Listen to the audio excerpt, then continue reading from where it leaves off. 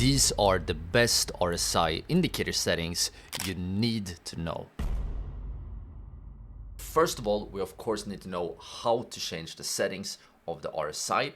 And to do that, you want to go down here to the bottom left corner where it says RSI, and you want to press on the cogwheel right here.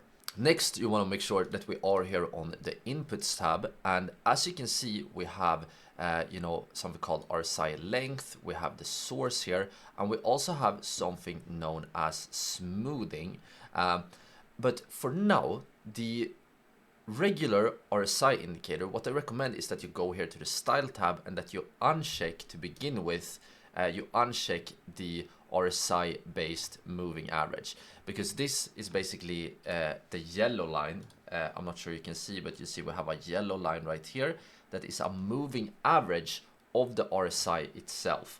And this is one thing you can use, but to make the RSI a bit more clear, I prefer to have it unchecked, at least for now.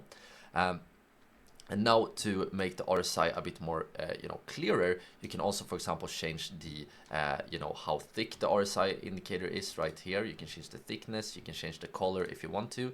But for now, let's keep it purple, since we have used purple throughout this video. And now, the first setting I want to show you guys is a setting that, can be better on the shorter time frames. So let's say that we zoom in here, not right now we are on the daily time frame, but let's say we are trading on maybe the 1 hour time frame or even shorter time frames. When we are on the shorter time frames, one setting you can use is that you can go to settings here and change the RSI length to around 9 to 7. I would say that 7 to 9 around there is a good sweet spot, but I'm gonna change it here to 7. And what does this mean? Well, this basically means that the RSI indicator now uses 7 candlesticks to make its calculations. So if we choose 7 here, you can also change the source. So right now the RSI is based on the candle closes, so it makes its calculation based on the close, but you can choose the one called open high low close 4 here, and then the RSI indicator will use both the open high low and close to make its calculations. This will make a little bit difference and will make it a little bit more smoother. But now for the first setting, I'm actually going to use the close here, so I'm going to use 7 close. And for now, we're actually ready to go down and press OK. Alright, so now let's take a look at how we can use these new settings. Well, as you can see, recently the RSI price printed, one high right here and then a higher high. And we can see here on the RSI that the highs were at around the same level, but then we actually put in yet another high right here. But here you can actually see that the RSI printed a lower high. So this is one case when we have higher highs on the price, lower highs on the RSI, indicating a potential reversal to the downside, right? And you can see that after this happened, we actually saw the price reversing to the downside. So, we have a bearish signal right there. And later on in the video, I will show you guys yet another signal. But what you can actually do, another setting on the RSI, so let's go back here to the settings, is that you can actually, as you can see right here, it says calculate divergence. And this is actually a setting you can use where the RSI will automatically find divergences on the chart. This is a very cool setting, and all you need to do is to check that box and then click OK. And you can see that now the RSI will automatically find divergences. So for example, this divergence we talked about recently, the RSI automatically found. You can also see right here, if we scroll to the left a bit, you can see that the RSI also found this divergence right here. The price printed one low and then a lower low, but the RSI printed one low and then a higher low.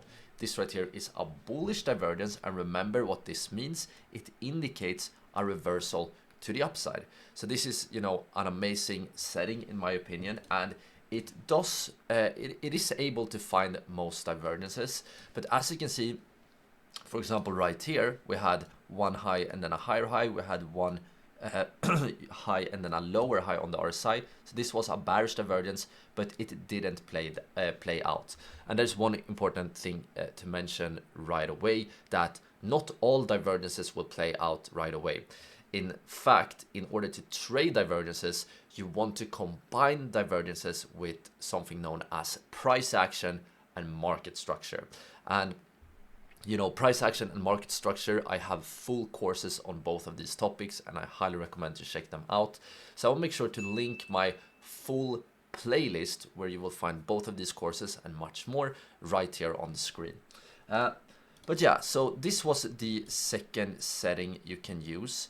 But now for the next setting, I actually want to go back here to the daily time frame. So now we're back here on the daily. And let's once again go down here to the settings on the RSI, because now I want to show you a setting we can use when we are, you know, either swing trading or when we are zooming out and looking at perhaps the daily time frame as we're doing right now.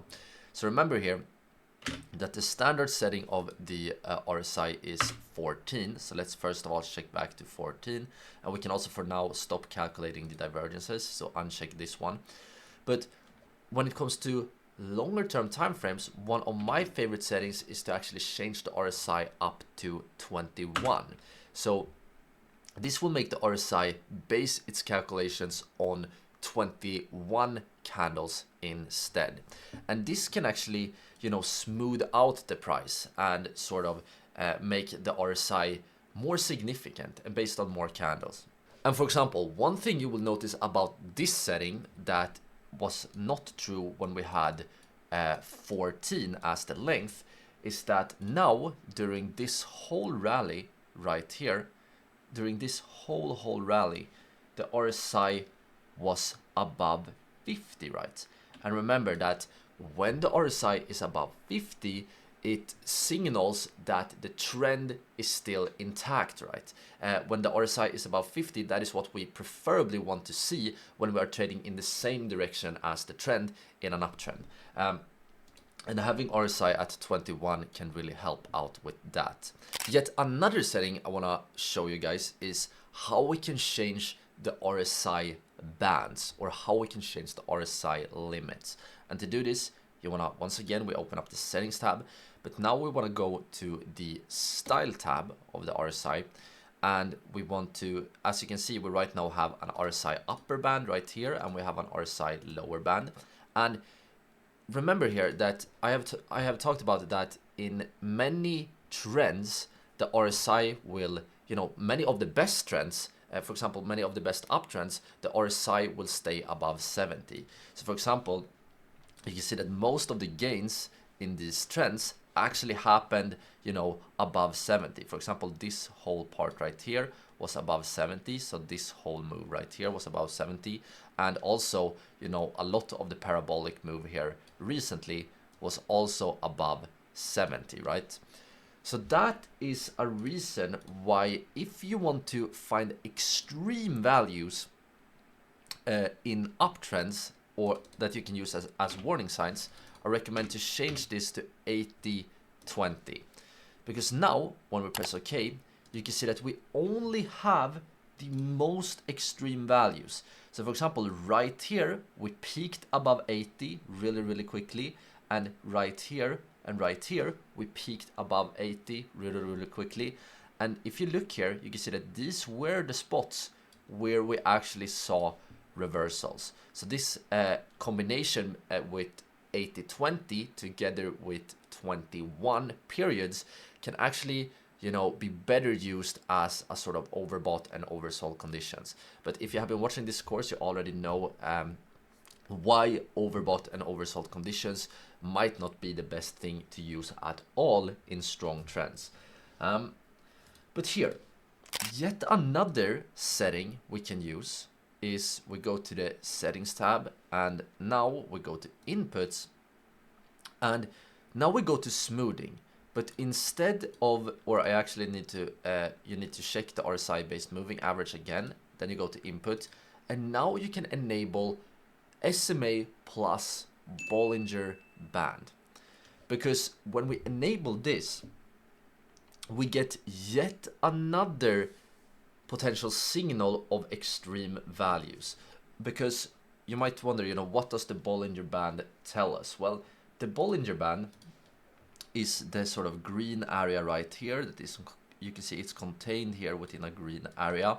And, you know, by far, most of the time, the RSI will spend inside this area.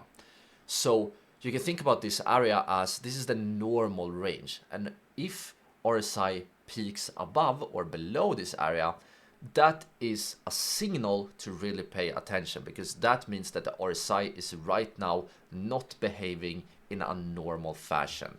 So once again, you can see that before this reversal happened, what actually happened on the RSI? Well, before this massive red candle reversal, we actually saw a warning sign here on the RSI Bollinger Band. But alright, so now before we put this all together, alright, so this video was actually just a very short clip from our full RSI indicator trading course right here on YouTube. To watch the full course, all you need to do is to click or tap on the screen right here. I hope to see you all over there very soon.